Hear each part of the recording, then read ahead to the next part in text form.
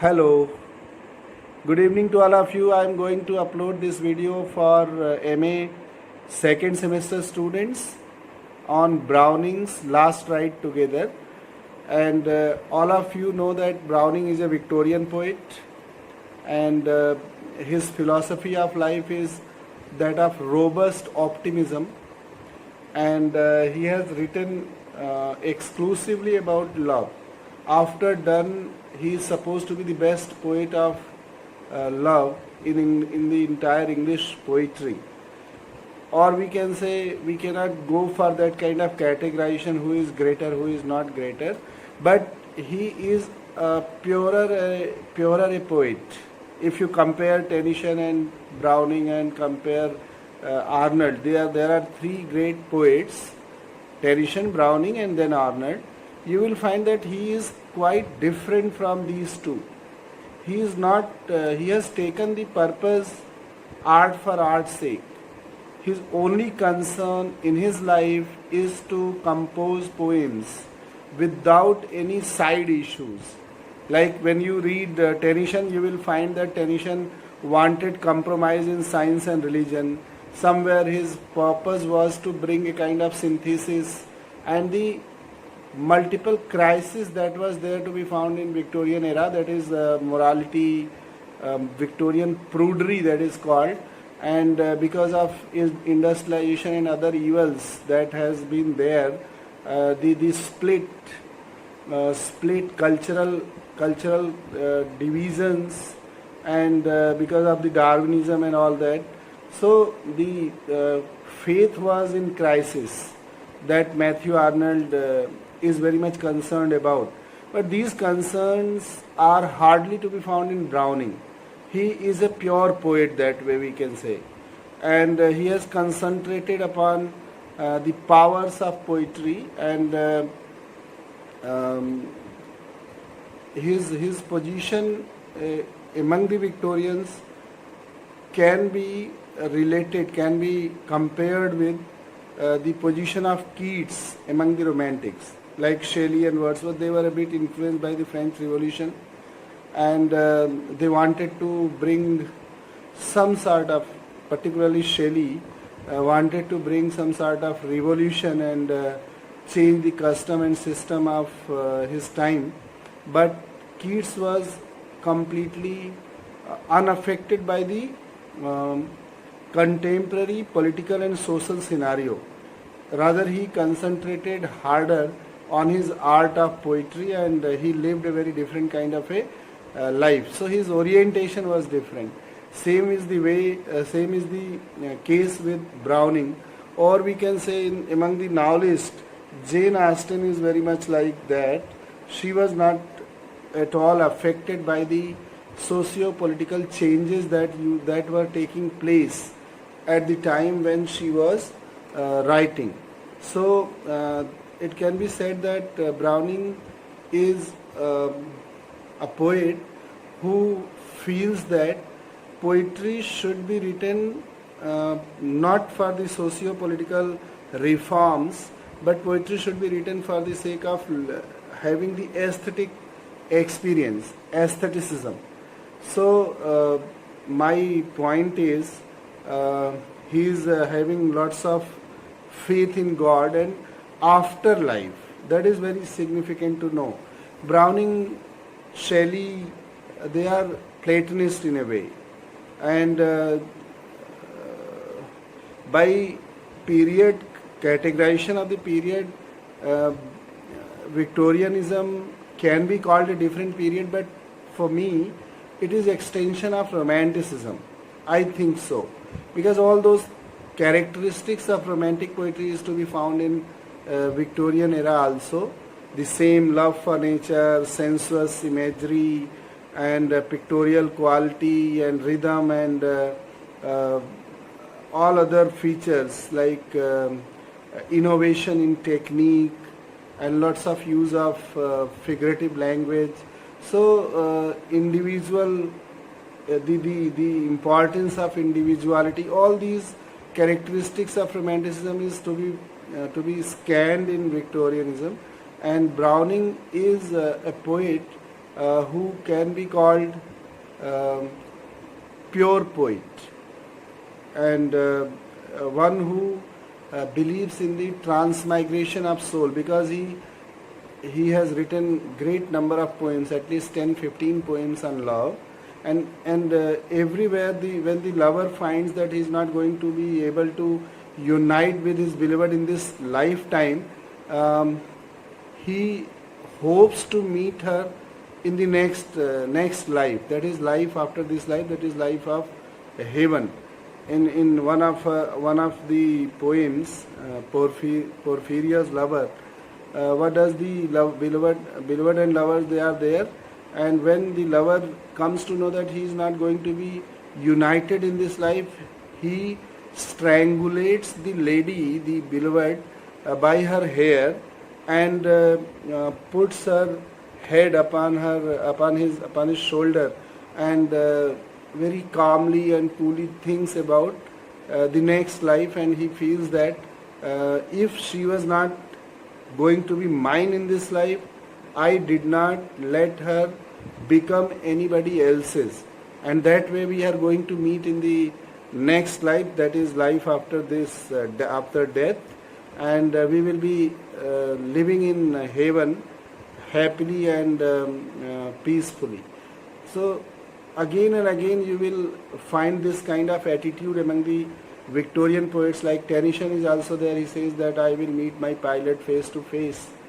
That shows they are very conscious, and they regard death not as they are not afraid of death, but rather they regard death as means of giving liberation, because they know that this life on this earth is temporary, and after death they have to go to another world, and they have to be in heaven. So that kind of confidence is there in Browning, in Tennyson, even in Arnold, and they are continuously trying to propagate this view that this life is not all. This life is the preparation for the next life. So we should try to live this life meaningfully and honestly, so that we can make a very comfortable journey to the next life. In Porphyria's lover, he did that, and in this very poem, he wishes for the death. The poet, that is the lover, in the last ride together, when he is on the ride, and he is experiencing somewhat very different kind of a emotion while riding alongside with his beloved. Actually that is demanded by him, that okay, it's all right, I'm not going to be able to live with you, and I'm not going to be able to marry with you, but at least you should give me one consent to go for a last ride with me. And she agrees, and they are on the ride, and while on the ride, he is not describing his beloved, rather he thinks about the this life, the success and failure of this life, in terms of success and failures, and he thinks that success is very rare there, and he experiences that while in the journey, the beloved puts her head upon the bosom, upon the breast of the lover, and this moment is in a way heavenly for him, and he feels that if this life comes to an end, he wishes rather that this life should come to an end during this journey, and so that they are united forever and ever. So same way Keats says at a place that nothing more seems it rich to die than in this kind of atmosphere. In Nightingale, he says that nothing more precious it seems to die in this kind of scenario, in this kind of situation. So he's a love poet, basically, and philosophical poet. He is a person who believes in philosophy of action and all that others will be teaching you. Chesterton has called him, Chesterton, one of the essayists, has called Browning the greatest of love poets, and his poetry the finest love poetry in the world, and also the truest of love poetry. Truest of love poetry, finest love poetry in the world, and greatest love poet. These are the coinages by Chesterton about Browning. And it is said that Browning, he has in his love poems, the best of Browning is reflected. His love poems describe about the youthfulness, passionate love. The passion, love is for Browning passion, and passion is something. Passion is what? When you desire to get something in higher degree, greater degree. When you make a very free, you can say, very great attempt to achieve something, that is called passion. Desire and passion, there is a difference. If you are having passion for something, it means you are having that weakness. So he in his poems we come across passion, and that passion is youthful passionate love. All his lovers are tremendously passionate. Generally what happens, love is something that we also can understand what is love.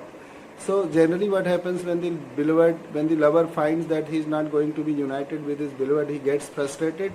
Either he commits suicide or he stops thinking about that lady. And more particularly in this situation in which the beloved herself has decided to leave the lover, generally the response comes that the acid attack happens there in our life. But here you will find that the lover is so passionate, and he is almost a worshipper of his beloved, and even if he is not granted the union, he doesn't mind having only the memory. In this particular poem, The Last Ride Together, he demands for two things. He says that first you grant me the memory of our time that we have spent together. That memory must be there in us, and you also will remember about my love. And the second thing, you come for the last walk, last ride along with me. These two things are enough to show that passion that is there to be found in the lover. How passionate and how desirous, how deeply sacred is the emotion of love in him. Even if you are not going to be mine, I agree, but give me last chance to feel your presence, and the memory that I will, the experience in the last ride that I will have, that will be sufficient for me to pass this life. So this is a kind of commitment, this is a kind of sacrifice. That is why it is said that love is unconditional. Love is something very, very different kind of a feeling is there when you are in love with someone. Very on a very different plane. Lovers travel at a very different plane, and they are so much ecstatic and in a state that can hardly be defined. Actually, it is said that as the experience of God cannot be defined, inexpressible, undefinable. Same way, the experience of love, what kind of feeling, what kind of emotion is felt by the lover in the process of love, it can never be defined, it can be only experienced. When you will fall in love, only then you will relish it. If you are having that kind of sensibility, you are a bit honest, and you are a bit committed, and you are having um, good side in you, fallen in love, only you can understand what is the feeling of love. Yet I am trying to define that it is a very different kind of a state of mind that keeps you busy and keeps you delighted and keeps you, sometimes the lovers smile unnecessarily. Sometimes they say something without any reason. So that is why lovers, lunatic, and poets are mad, it is said. So the youthful, passionate love is there to be found, and he has written poems like New Summum Bonum, A Pearl, and Speculative. These are the poems in which you will find the passionate love, youthful, passionate love, and then treatment both of physical and spiritual love. In Browning, you will find both this physical love as well as spiritual love. Generally, people are those who are very refined kind of people, they try to avoid physicality in love, but Browning doesn't do that, and he grants that physicality in love is not bad, although he doesn't describe physicality too much there in his poems, but he grants that physical attraction is the pivot of love. So if there is someone who says that his love is purely spiritual, no physicality is involved, he is lying, he is hypocritical. Like Sergius, he was playing the role of an ideal lover, and at bottom he gets frustrated. So somewhere he gives this sanction that physicality is a must, and this is not bad also. Having the wish of physical gratification in love is not something worth despising or worth abjuring, although it is not to be found too much there in the poems of Browning. And then spirituality, unless spiritual bond is there, the sacrifice cannot come. True love will not be, in any case, it will not be devoid of spiritual bonding. So physical and spiritual, both kind of bonding is important in love. That is speciality of Browning. Either you will find that poets they describe physical love, or they describe spiritual love. Like when you read Keats's poem La Belle Dame Sans Mercy, the entire description is about physicality, physical love. I met a lady full beautiful, a fairy's child. She took me to her elfin grove. Her hair was long, her feet was light. He looked at me with passionate eyes, and she took me to elfin grove. There she gave me Mona dew to eat, and I shut her eyes with kisses for. Pure physical description is there. And in another poem that is of Keats, that is prescribed for your study, Grecian Urn, pure artistic beauty is there. So there is no, sometimes the same poet is there, but he is describing the physical passion as well as the spiritual side. Like the pipers and the beloved and lover, that scene is there. There is physicality. At the same time, there is spirituality. So physical and spiritual, they are not separate things. They are not something that can be segregated. That thing is there in Browning. And Browning's realism. Browning does not make use of airy-fairy images in his love poetry. Rather, his images are very commonplace. Those places and those points where he has met with his beloved, those features which are known to them, he refers about them in his imagery of love poetry, like radio and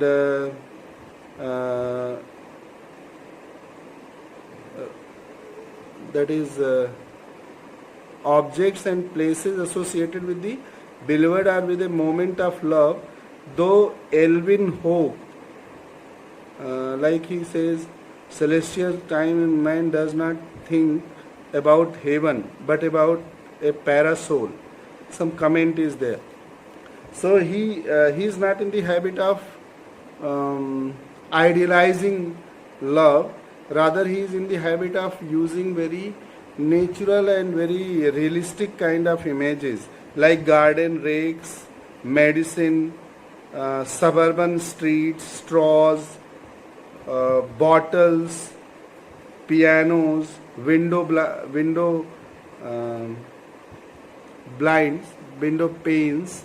So these images are to be found in the poem of Browning, love poem of Browning, and these images are very commonplace images. They are not very different, very extraordinary or uncommon. Then intellectual analysis. In his poem, what is speciality of Browning is actually that is a psychoanalytical study. His character's mind and state psychology is revealed by the poet. That is very significant. Like the rider, they are riding alongside, and the kind of sensation, the kind of ecstatic state, the kind of you can say thrill, the kind of thrill that is passing through the mind, passing through the psyche of the lover, that is hinted at, that is depicted, and that makes the poem more special. That is the speciality. Anybody can say that I met a lady full beautiful, her hair was long, her feet was light. That is ordinary kind of description, although it is also beautiful description of a lady. But this kind of description where you need imagination, the reader while reading employs his imagination, oh my God, and that will differ according to the depth that we have got. Everybody is not having the same depth. Some people react to a situation in a very ordinary manner, and some people react to the situation in a very different manner, extraordinary manner. Like the lover, those who are having depth, when they will come across those lines that they are moving in the cart, sitting side by side, and the beloved puts her head upon the shoulder or the breast of the lover, and this is the last ride, mind you. Temporality, from the temporality to eternity. So that is something very special and very specific. I don't know whether I am able to clarify this thing or not. The lover knows that this is the last ride. After this ride, the beloved is going to be away from him, but he is not at that moment when the consummation is going on, when the ride is on. He doesn't think anything negative. Rather, he takes everything positive, and the degree of sensitivity, the degree of thrill, the degree of ecstatic state that he is having, it seems as if he has decided that this is the last moment of his life. He takes that moment, that ride, as if this is the last moment, and after that there will be an apocalypse. Everything will come to an end. So the temporality and eternity, and after everything will come to an end, that he wishes, they will be united forever and ever. So how temporality turns into eternity, that is very you can say immaculate kind of a description that Browning has given. If suppose somebody is 515 critics are saying that he's a great love poet, he's a great love poet, it is not in the air they are saying. Some sort of fact is there, and this is I tell you, this kind of thing you will hardly find anywhere. I have seen Keats, I have seen Shelley, I have seen Donne also. They are all great love poets, and above all Shakespeare, who is the storehouse of love. All sorts of variety of love is to be found in Shakespeare, or that variety can be found in Browning. So I can guarantee you that the kind of sensitivity Browning is having for the lovers and beloved, that is very special. That is very you can say extraordinary. And he says that intellectual analysis, what is passing through the mind, and what is passing through the mind is more important than what is how you can, because he is a poet, he is not a cinematographer, so he is going to picturize the things, physical involvement. He has to describe everything through the words. And if somebody is hinting at mental side, the mental image, that is, I think, the best thing to make us feel the sensation. The sensation that we feel that happens to be in mental. It can be of two kinds. The sensation is shown on the physical level, then you are receiving it at mental level, or the sensation itself is shown in the mental level and you are receiving it at the mental level, right? Because ultimately you have to receive it at mental level. So that is the thing. And then the power of love. Browning believes that love is having tremendous power. Love is having great power, and its force. Elton has put it. Browning considered that love is not only man's chief happiness but his chief ordeal. Man, if you want to give somebody happiness, what you do is give him love. And it is man's happiness, at the same time ordeal. Ordeal, you understand, the entire you can say residue. Man throughout his life works for the sake of love. Teachers think that they should be loved by their family members, by their students. Everybody is speaking good about him. That is also love. Only one kind of love is not there, that is between lover and beloved. That is another. It's a very broad term. So it is kind of ordeal. Ordeal means this father wants that his son must love him, his daughter must love him, his boss must love him. So love is a ordeal, at the same time it is happiness. So the greatest happiness man can have, he can have it only through love.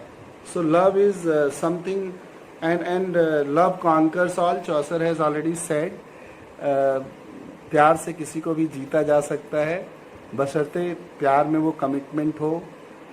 And many things have been said regarding love, power of love. You can see the power of Cleopatra and Antony.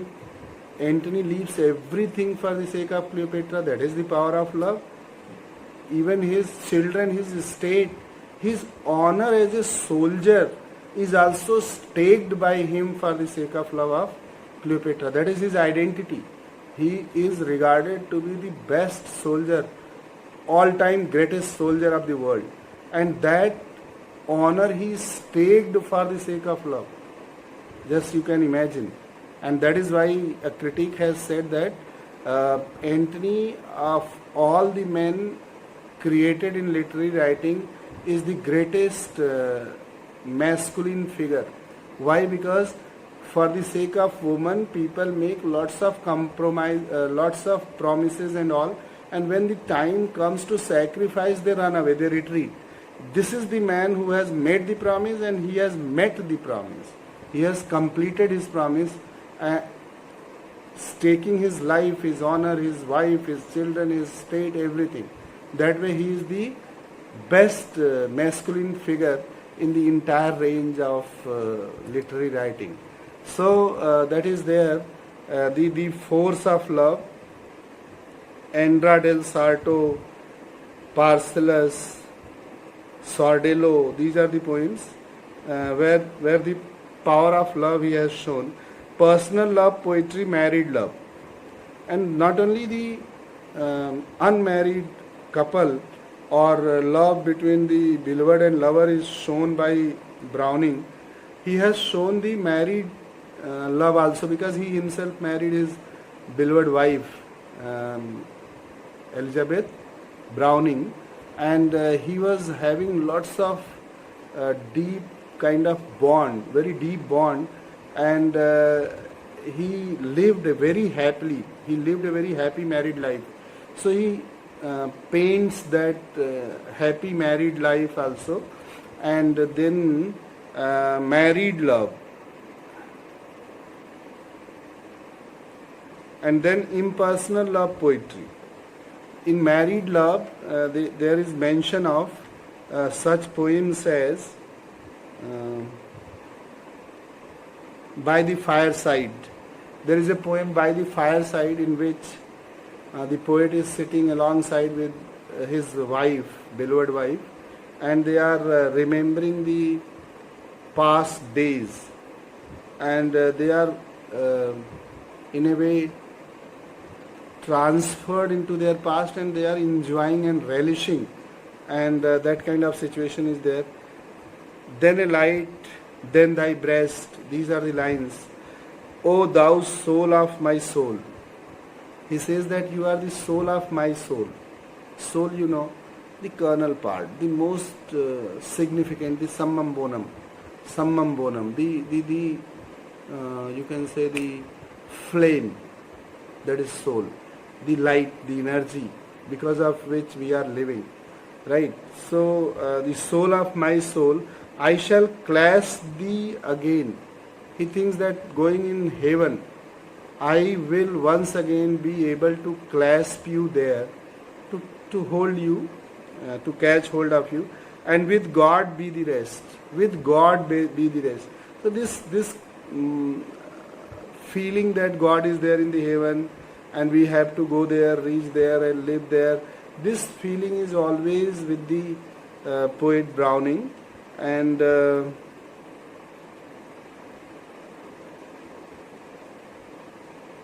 okay. Then impersonal love poetry, its immense variety.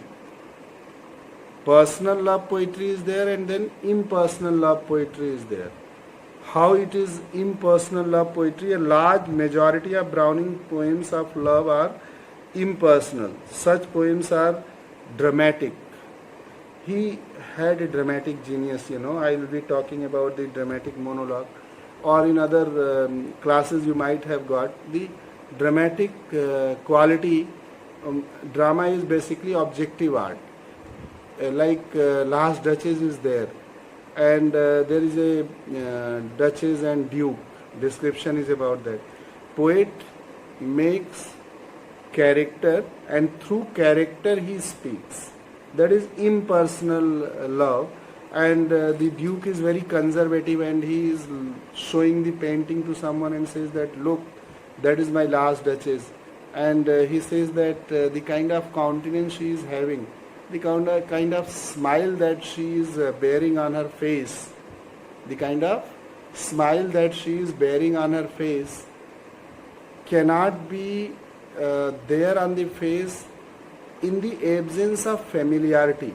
I can be 100% sure that the person who is sitting, who is making the sketch, had been acquainted with that lady. this kind of smile cannot come on the face of a lady who is not familiar. So he is in a way, he is a conservative man, and he is he is in doubt of his wife's affair. And then he says that many lines are there. She used to smile to me, no doubt, but who passed without her smile? Her smile grew. One day I gave the command and all her smile was stopped. So that way he describes that she was very generous and very smiling kind of a lady, and I did not like that thing, and I killed her one day for her smile. So that is the conservative nature, and this is called impersonal love poetry. The Duke is having love, but very different kind of love. He is conservative, he is very, you can say, he is representing the hegemonic and patriarchal mindset, and lady is a bit liberal. She might be common sort of a lady, and he couldn't bear it, and he finally stabbed her to death. So that thing is there, and the basic thing you have to understand that only poet cannot express love, write love poems by making use of personal pronouns, but he can make use of, he can write love poems by making impersonal or dramatic, or we can say by being objective, like in dramatic monologue. So other dramatic monologues are there. Later on you will read T.S. Eliot. What T.S. Eliot suggests about poetry, that poetry should be impersonal and it should be communicated, emotion should be communicated by through character, dialogue and situation, that he has already done. So nothing new he talks about. Okay, and then he says that love situations, there is lots of novelties there, lots of varieties there in the love poems of Browning. Tragedy, love, manliness of his lovers. His lovers are very manly. Actually, Browning is a man, and up to Victorian period, the hegemonic idea, the mindset of patriarchy was very dominant. So he gives a lot of description of the male counterpart. Not, he doesn't talk or he doesn't give any perspective from the female point of view. That is there. And manliness of his lovers. Then poems of wifehood and motherhood. Wives and mothers description also can be found in his poetry. And faith in love and his triumph. Somewhere Browning very firmly believed that he had a great faith that love can win, love can give one the best thing. Love is the greatest sort of emotion, and it is a power, it is a strength, and by love we can win and we can be conqueror. Browning faith in love, multiplicity and variety of his love poems entitle him to the rank of the greatest love poet in the English language after John Donne. After John Donne, it is said in this book, but I tell you, John Donne might be great poet, great love poet in his own way, but Browning is, I think, is equally great or greater than Donne, because in certain things, in the analytic method that he has adopted, he transcends even Donne and Keats that I told you. So all in all, we can say love poems are written by many English poets, but he has earned a very great renown as a love poet. So all sorts of variety which are there. Sometimes abnormal love is there. That the example of Porphyro's love that I gave, that is one of the examples of abnormal love. Sometimes there are people you will find in our life also, that some abnormal people are there who love so much so that they kill the person whom they love. So that is also there. So all the entire variety of love is to be found in the poetry of W.B. Yeats, and that is why he has got a very different, very distinguished kind of a place among the English poets as a love poet. So I think you can go through, plenty of material is there, and this is enough. Okay, thank you, bye.